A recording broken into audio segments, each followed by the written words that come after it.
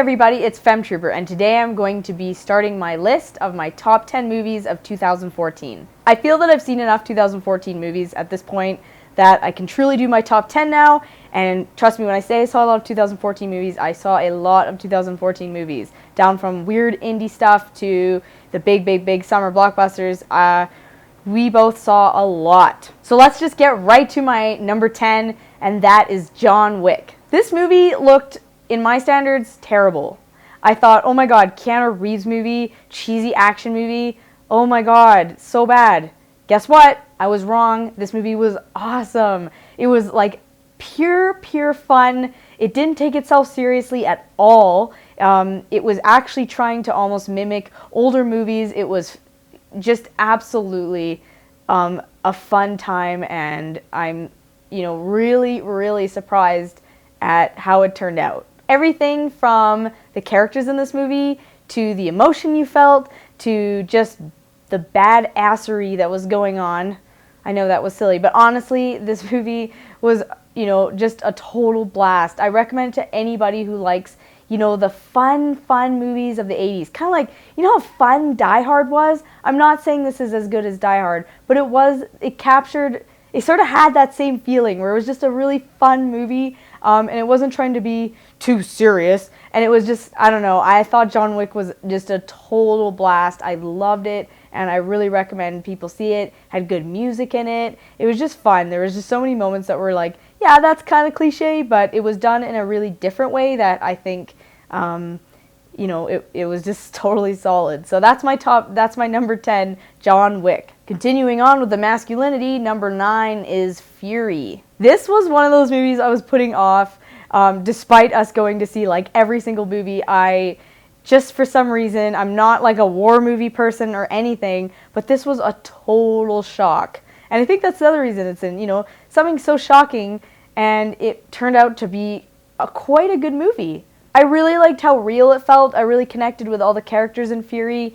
Everybody was really good in it. It all took place basically in the tank, so there wasn't tons of crazy stuff going on and shifting all over the place.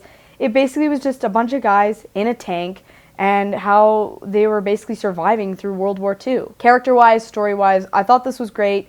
I feel like it got a little bit snubbed from the Oscars. However, it's tough because there's so many good movies that, not everything is going to get either nominated or win an Oscar, so you can't have everything. Fury was a really good movie, and it was very shocking, but I remember leaving the theater going like, wow, I really enjoyed that. And for somebody who doesn't really care about war movies, I was blown away. I really enjoyed Fury. My number 8 is Nightcrawler with Jake Gyllenhaal. This movie was very good. It was creepy. Jake Gyllenhaal was honestly, he was the creepiest character, down from the way he acted to how gaunt he looked and his hair and just everything. It was really creepy, and it kept you wanting to see more the whole time. Jake Gyllenhaal's acting was really good. He, in my opinion, should have been nominated for Best Actor at the Oscars, say over Bradley Cooper. But I really, it doesn't matter because it was just a really good movie. Nightcrawler is definitely a surprise because, again, another movie that I saw the trailer and it didn't really portray really what the movie was until you went and saw it, and I thought, wow, that was actually phenomenal. What a great movie. My number 7 is The Drop. This movie was really not on anybody's radar. A movie that basically nobody saw. But I thought it was absolutely excellent, and the mood in this movie was just, you could not, you were glued to your seat, but you were on the edge, you were all of it. It was just a really good movie. Everybody in The Drop was awesome, from Tom Hardy to James Gandolfini to Noomi Rapace. Am I saying that right? Whatever. She was, everybody was really good. There was just so much going on, and it was so dark.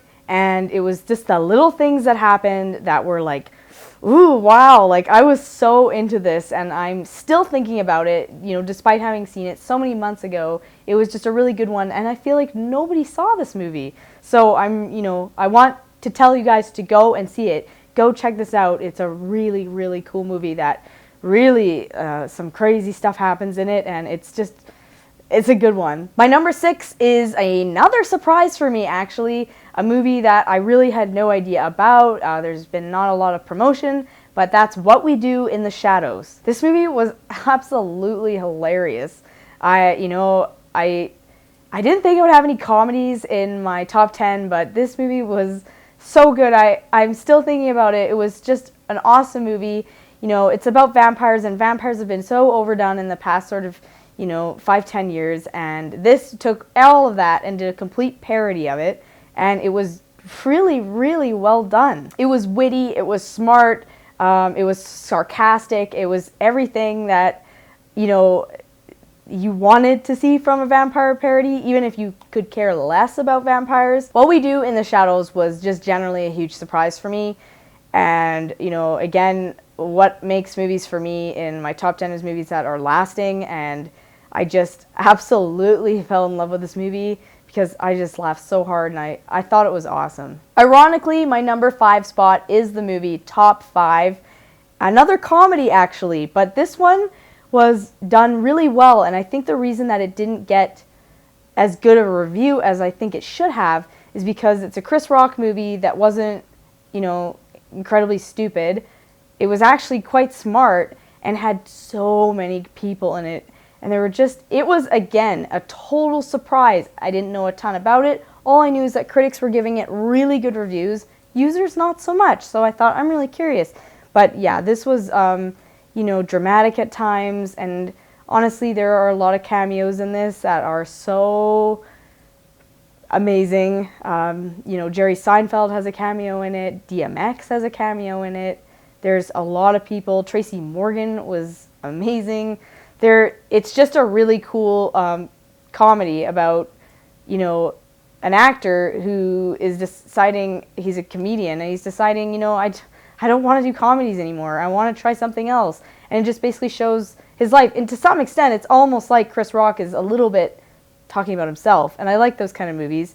But yeah, this one was a very, very much a surprise. And there are so many lines in it that are so worth it.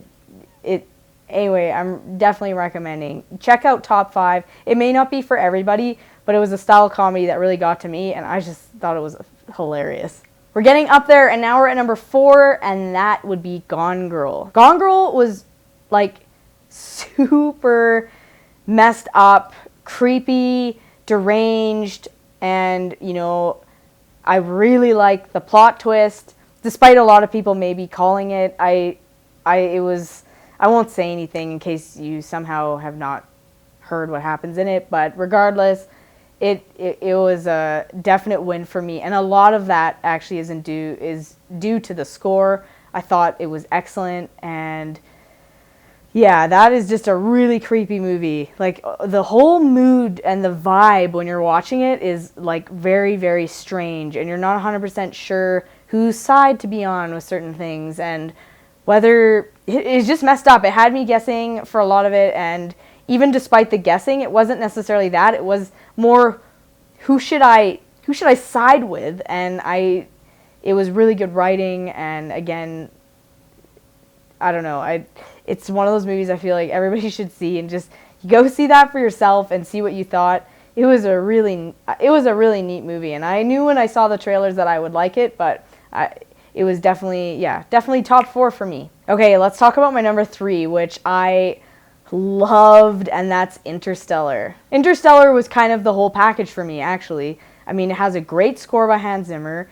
It's, Christopher Nolan directing, which is awesome. It has a bunch of great actors in it, including, Matthew McConaughey, Anne Hathaway, Michael Caine. Like, there's so many people in this movie. The subject matter is, like, beyond interesting, and visually, I'm not saying that makes a movie for me, but man, did it add to the whole experience. This was definitely an experience movie. I still really think the story was interesting, and I really, really enjoyed it, but the graphics and, how it looked was so good. It was just an overall very, very neat movie, and what I really liked the most, I think, out of the whole thing, was that it felt like a movie it almost felt like a movie that was made in, like, say, the early 90s, but with the technology of today. Nothing felt phony. Let me explain. When you watch a sci-fi movie, it could be anything down from like Guardians of the Galaxy to Gravity. It doesn't matter. It can be anything. Space. Somewhere where people are out in space. Half the time you watch these movies where there's a spaceship involved, the technology, like say Avatar or something, the technology is so ridiculous that no one can relate to it. And to some extent you think, oh wow, it's supposed to be in the year 2100 or something. And it's like, we're not going to have tech. Like, it's kind of far-fetched. Even though things can be fun, things can still be good, but the technology of the equipment that they used in Interstellar was not phony at all. And that's what I really liked about it. You know, they were using like the ships from NASA, and it actually felt like, yes, that's what they would actually use. Nothing was weird. You know, when they used the sleeping pods to go like into hypersleep, they didn't look all futuristic and ridiculous. They actually looked kind of how I imagine this would really happen if we had these. So I thought that really added to it, because the whole time you're watching these movies, you think, yeah, that's cool, but it would never happen. This actually, I felt like, no, if this was a real thing, it was very realistic to me. I'll admit that there are a few things in this movie where it got a little out of hand, and I think people who saw it know what I'm talking about. But in general, this movie was awesome. Like, seeing it in theaters, like, I felt like I was on a spaceship a lot of the time, and I'm not even kidding. There were scenes when they're either taking off and things were building, and Hans Zimmer's amazing score to this, and you're like, I think I'm in space right now, even though I'm sitting in the theater. So props to that movie. I enjoyed every minute of it. It was just a really great experience. Let's get to my number 2, and that's The Theory of Everything. Now, I'm not gonna lie, this movie was really good, and it's my number 2 spot, so obviously I enjoyed it. But what really made this movie for me was Eddie Redmayne. Damn, that was like amazing acting. Like, holy, it was so good. I thought I was really watching Stephen Hawking. And I'll admit, guys, I have a huge soft spot for movies about either geeks or outcasts, and, you know, or loners or whatever. And this kind of was like the full package for me. And I loved it, and the score was it was that brilliantly sad kind of, oh, it was so good. His name's Johan Johansson. I've never heard of him before, but damn, that Theory of Everything score was actually my favorite score of 2014, because of the way that the character was portrayed and how real it was and how true it was, because Stephen Hawking himself has said that this was as close as he will ever get to time travel, because some of the scenes in this were so realistic. It basically is what happened, and that even makes it more... It makes me like it even more knowing how much he liked it, because it's like, okay, this is actually accurate. I'm not watching some completely phony biopic here.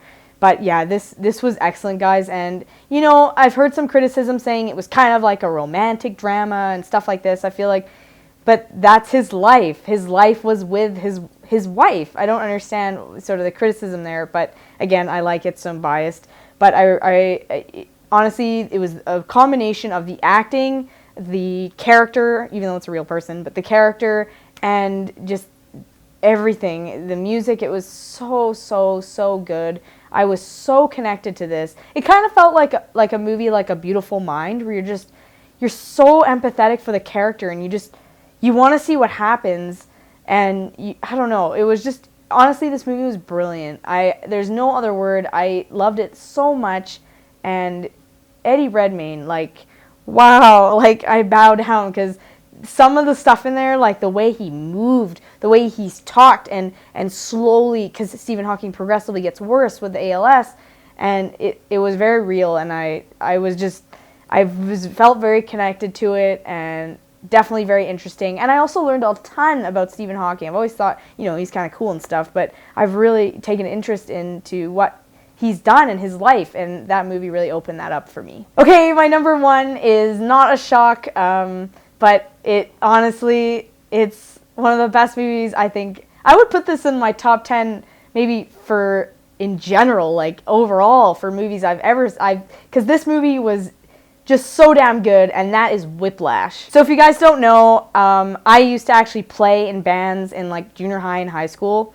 I played clarinet and sax, and I played oboe for a year, but I was like a really hardcore band geek. Yes, it's not really surprising, but I was into all of it. I've been to band camp. I did basically all these honor bands. I was like really hardcore into band. So a movie about kids in band, I was definitely curious to check it out. This movie was really unique in the sense that it was, a movie about kids in band, and I thought that was really cool. So of course I was drawn to it.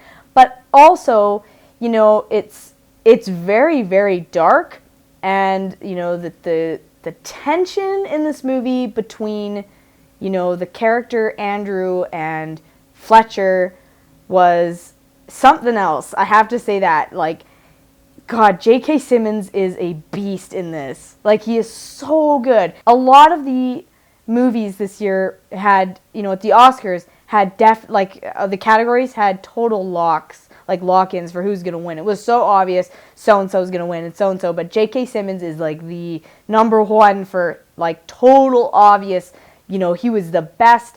Man, he won Best Supporting, but, I mean, he could have been easily in the Best Actor category. He was a main character for all I'm concerned. And, damn, it was just the tension. I think that's what it is. Just sitting there, I was just like, you're kind of terrified, but you really, really like the character Fletcher. Despite him being an asshole, you understand why he's an asshole, and you understand what he's trying to do. But the way he's going about is maybe not so ethical. But he just wants to find the next big thing in music as far as, jazz goes. And it was a total adventure. Like, I saw it in theaters twice, and, I own it. Whiplash was just, like I said, it's one of the best movies I've ever seen. So, of course, it's going to be my number one of 2014. And the music in this is like beyond awesome. The score is good, but even just the actual arrangements of some of the songs, like Caravan, the arrangement they played in this for Whiplash was done so well. Like, this is a definite buy the soundtrack too. Like, it's so worth it because everything used in this was absolutely excellent. And I'm not saying it's a comedy by any means, but just watching J.K. Simmons and some of the things he said, I remember I was laughing the whole time because you can't even believe some of the things he says to these kids and how he treats these kids in his jazz band. It's crazy. But yeah, it brought a lot of memories back to me when I was sitting in the front with my saxophone. And no, I did not have a teacher like Fletcher, but it's still, I know what's going on and you can relate. You do not have to play an instrument to relate to this movie or anything, but it just helped because it was like, oh man, they made a movie about band and it was just so well done. This is an excellent, acting wise, it wasn't just J.K. Simmons. Everybody in this movie did a great job. It was just really, really, really top-notch stuff. So those are my top 10 movies of the year. There are a ton of other movies I saw, and because of that, I'm going to do an honorable mentions list in another video because I saw a bunch of movies, and it was really hard for me to narrow, all the movies we saw into just 10, especially because there were just so many good movies last year. So stay tuned for that. I will post an honorable mentions video and I'll talk about some of the other movies I saw because trust me, there were a lot of other good ones. But yeah, stay tuned for that and I'll see you guys next time.